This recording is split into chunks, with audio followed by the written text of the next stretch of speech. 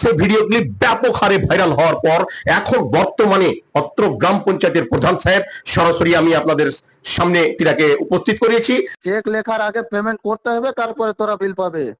Video কি করবে না কি করবে তারপর দেখবো। টাকা দিয়ে এসছি যে কাকে?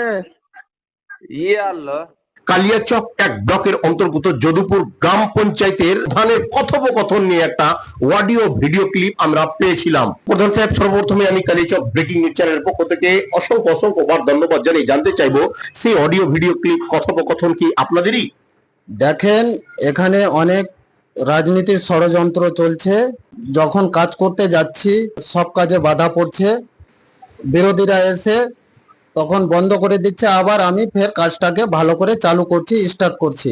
পয়সা নেওয়ার ব্যাপারে একটা পার্সেন্টেজ, এই ব্যাপারে আপনি কিছু? দেখেন, এ ব্যাপারে যদি কেউ প্রমাণ করে দিতে পারে তাহলে পঞ্চায়েত অফিসে যে সেটা প্রমাণ করুক, আমার পার্টির তরফ থেকে যা সাজা দেবে সেটা আমি মাথা নিচু করে নিয়ে নিব। সেই ক্লিপের মধ্যেই অনেকটাই অভিযোগ, আপনি এই অভিযোগগুলোকে অস্বীকার করতে চাইছেন? একটু আগে বললাম এখানে সম্পূর্ণ রাজনৈতিক ষড়যন্ত্র চলছে।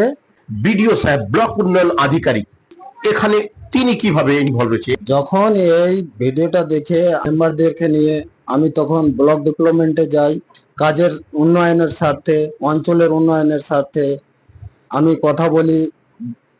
তখন ব্লক আধিকারিকদের সঙ্গে আমাকে আস্থা দিয়েছে, তুমি কাজ করো, অঞ্চলের জন্য উন্নয়ন করো, গ্রামবাসীর জন্য উন্নয়ন করো। বিডিও সাহেব বলেছে আমাকে উন্নয়নের পথে চলতে।